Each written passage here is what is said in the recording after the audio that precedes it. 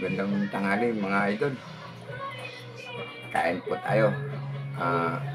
Tayong sayote na may chicharong bulaklak.